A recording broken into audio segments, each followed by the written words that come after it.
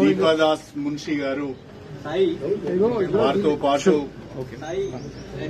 AICC సెక్రటరీలు చౌదరి గారు, విష్ణు గారు, ఏఐసిసి ప్రతినిధులుగా, పిసిసి ప్రతినిధులుగా సోదరులు మల్లు రవి గారు, సోదరులు సంపత్ గారు, సోదరులు డాక్టర్ సత్యనారాయణ గారు, రోహిత్ రెడ్డి గారు, వీళ్ళందరూ కూడా ఈరోజు మా ఇంటికి రావడం జరిగింది.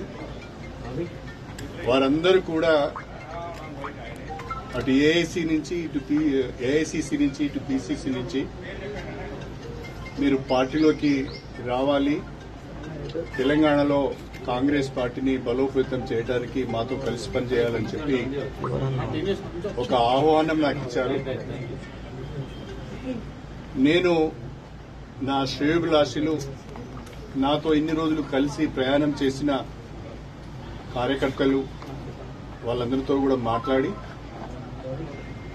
త్వరలోనే నా నిర్ణయాన్ని చెప్తానని చెప్పి పెద్దలు దాస్ మున్షి గారికి తెలియజేయడం జరిగింది. In a day or two I will take a decision after consulting my followers and after consulting my well-wishers and my workers. నేను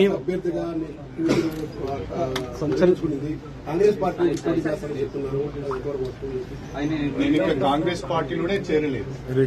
అప్పుడే కాంగ్రెస్ పార్టీ అభ్యర్థిగా పోటీ చేస్తామని ఎలా చెప్తారు? కాబట్టి yet I have not taken a decision. పోటీ చేసే అవకాశం ఉంది.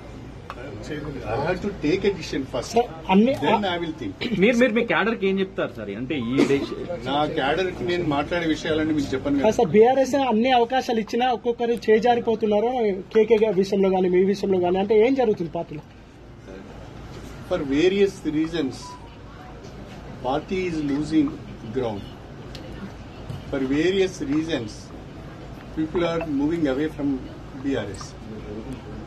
So to serve the people and to do something for the constituency, we have to take a decision. We have to take a call.